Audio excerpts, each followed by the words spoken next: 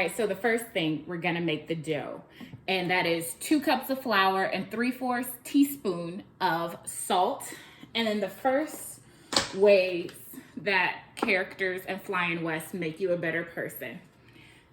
Here's my flour. Woo! A little bit went overboard. Oh my gosh, this is a lot harder than what it looks like on TV. How do you cultivate change in your community? Hello, welcome back to my channel, Theater from My View. I am Amanda Washington. Today we're talking about one of my favorite shows, Flyin West by Pearl Clegg. But before we get into it, a few things. 1, I post a new video every Friday at noon. So 2, don't forget to like and subscribe to this channel because 3, next Friday's coming quick, fast, boom, in a hurry, and you don't want to miss it. All right, are you ready? Let's get into it. The year is 1898. It is the wild, wild west of Nicodemus, Kansas. And 4 African-American women, Minnie, Fannie, Sophie, and Miss Leah, set out to explore the new frontier. Along the way, their freedom is at jeopardy, and so is their lives. And how they solve it is with a killer apple pie. But that's not what I'm here to talk to you about right now. But at the end, we'll eat some killer apple pie. Hopefully it won't actually kill me. The women in Flyin West are these brassy, strong, vivacious women that are so inspirational. So I thought I would pull out 6 things that stuck out to me that I want to activate in my life, and maybe you want to activate in yours.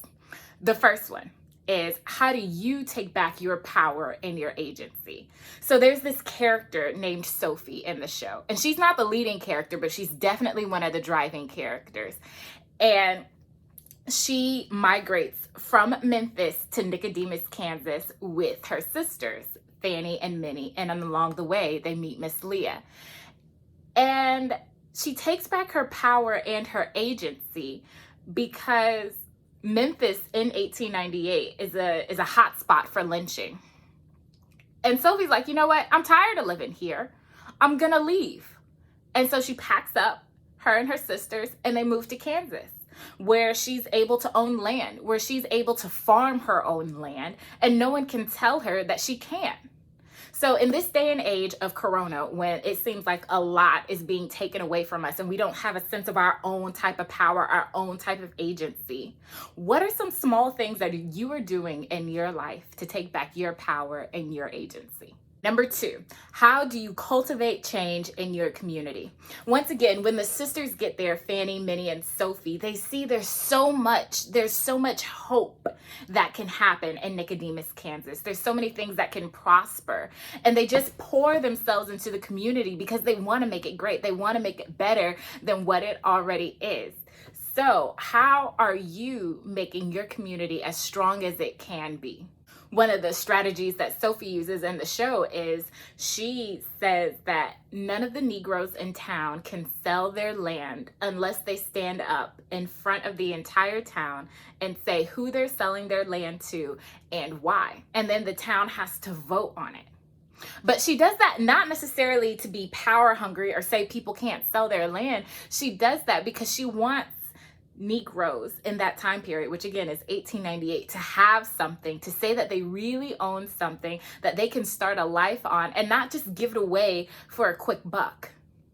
So how are we out here cultivating change in the sense of making sure our community is the best place that it can possibly be, not just for us, but for the generations to come? Number 3, are you open to seeing the unseeable? There is this older character named Miss Leah in the show, and she was a former slave, and now she's free. And she talks about her husband, James, and how he could never leave the place that they originally were. He couldn't move to somewhere like Nicodemus, Kansas, because his past was, in a sense, holding him back. He couldn't see into the future. He couldn't see the unseeable because there was just too much in his past, too much history, too much pain that was holding him back. So I ask you, is there anything in your life that is holding you back?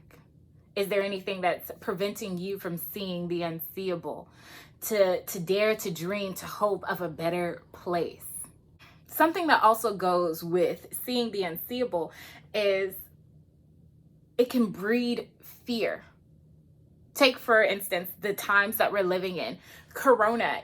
If we try to look too far ahead in the future, it might be like, well, this may be going on for like 2 or 3 years.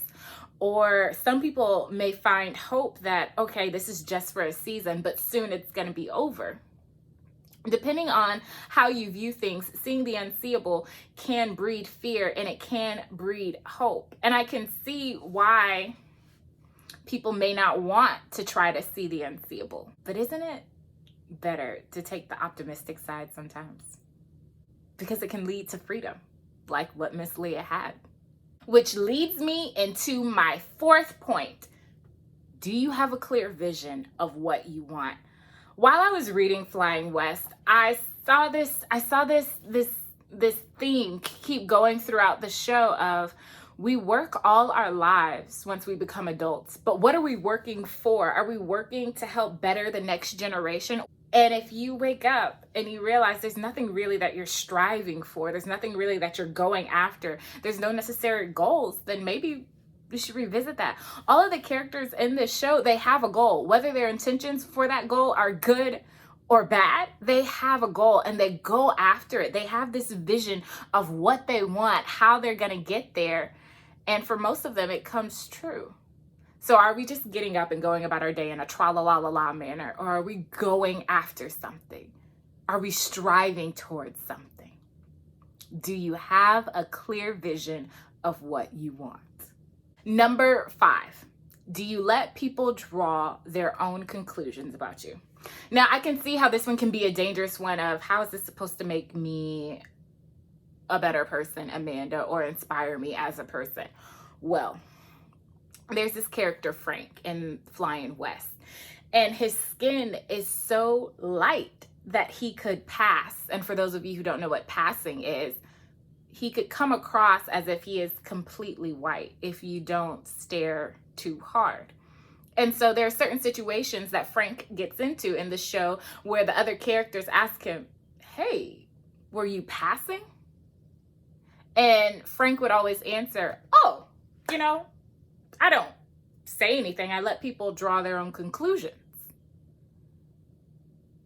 Now, I can't speak to if passing is okay or not. I can't. That's an entire spill that I don't want to get into. But what I can speak to, there are certain characteristic traits that I would not want anybody to get confused about me. There are certain things about myself where if somebody made an assumption and it was wrong, I would be very quick to correct them because I know what kind of person I am. I'm an amazing human being. But also, there are certain rumors that I would hate to get started. There's the danger of letting people draw their own conclusions about you, especially if they're wrong. Now, if they're right, go ahead on. Keep on drawing those conclusions. But also, there's the danger of caring too much. Sometimes you have to just say, you know what? I'm not about to let this bother me. It's going to be water off my back. Not today, Satan. What kind of conclusions are you letting people draw about you? And if they're the wrong ones, how quick are you to correct them, or do you even correct them at all? The 6th and final tip, can you achieve greater? Once again, back to the character Sophie. She's such a dynamic person. If you ever get a chance to read Flyin West, Sophie is amazing. We do an entire character study on her. But Sophie starts off as a laundry woman. She's one of the 2 characters in the show, or 2 female characters in the show that was born a slave. And so her job as a slave was to do the laundry. And her little sister Minnie makes the comment, well, Sophie, you used to do laundry. And Sophie replies, there's nothing wrong with doing laundry, but when I think that's the only thing I can do, then there's the problem. You see, Sophie saw what she was doing, but she was also like, I can do more. I just don't have to stay in this little box that people have confined me to. So my question to you all is, can you achieve greater? Can you achieve more? And if so, when are you going to start? Are you staying in the box that people have set for you? Are you finding ways to break free and to push forward? I think what I love so much about Sophie is that she turns lemons into lemonade. She turns apples into apple pie. She's not complacent. She's going to challenge what has been given to her if she's not happy with it. She's like, I can do more. I can serve more. I can be better. And so I think that's why she's just so inspirational, and why I wanted to mention the question of, can you achieve greater? Because she sees it for herself, and she sees it within her community. Thank you so much for joining me. I'll see you next week. Bye-bye. Y'all see that? Apple pie. I said there was only 6 inspirational things, but really this pie is number 7, and hopefully it doesn't kill me.